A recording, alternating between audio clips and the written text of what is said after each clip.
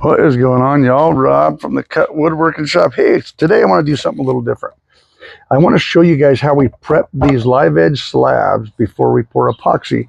You know, we do a lot of these weekend markets, as some of you may see, and I get a lot of people that say, oh, I've seen them do that on YouTube and it's really cool to watch, but none of them really understand how we get to that point, how we get to that finished product.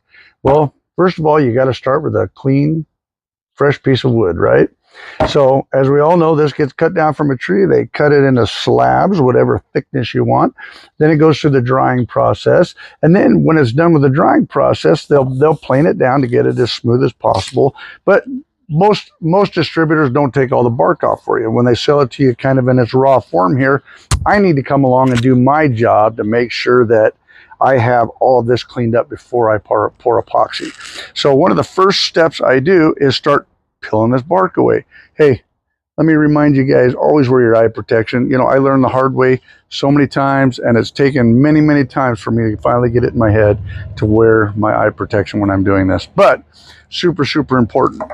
But what I first do is I'll get just an old chisel like this. This is how I start everything off. You can use a drill on a drill with a wire wheel on it, but it doesn't get this big chunky stuff off first. But we'll show you the next step of this.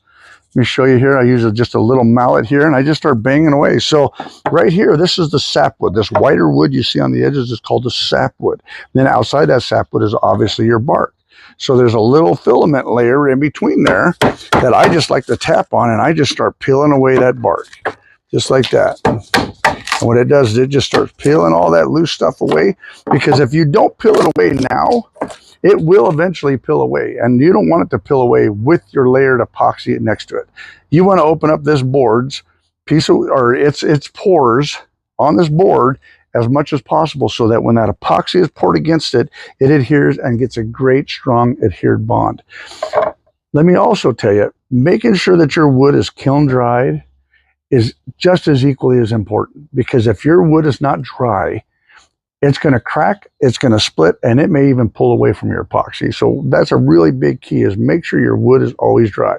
You're going to pay a little bit more for it, but you're not going to have the failure rate that you would if it wasn't dry.